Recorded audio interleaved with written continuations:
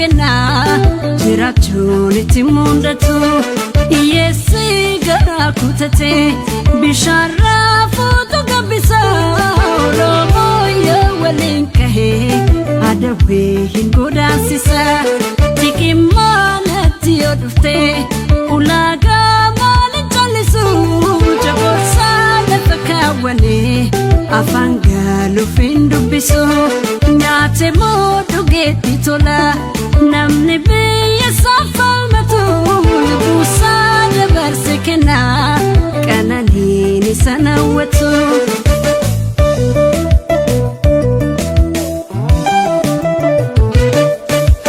Annoolef jalagoo eenyuutu ranfata Dhignaa abbootii keenya gumaa safiyyata karaa irratti goge dhiigni barattoota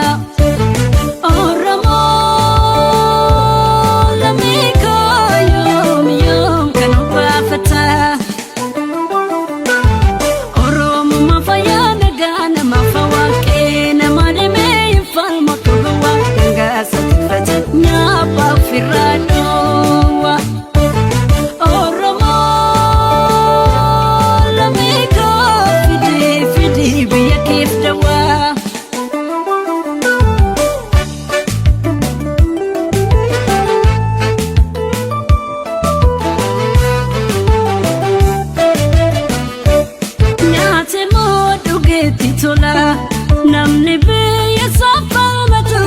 Lubuusaa dabarse kenna jirachuun itti mundatu Yeesi gara kutate bishaara fuutu gabbisa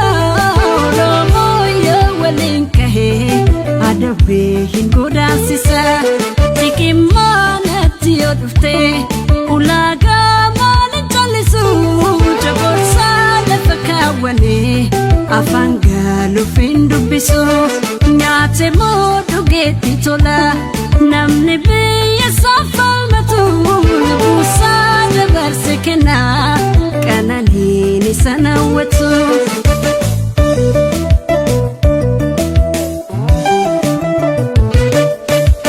Harjaatu naftanyaaf maxxaanneetu kufaa Tokkummaan Oromoo jabaatitti fufaa Yeroo na jiraatu fuuldurri nuuf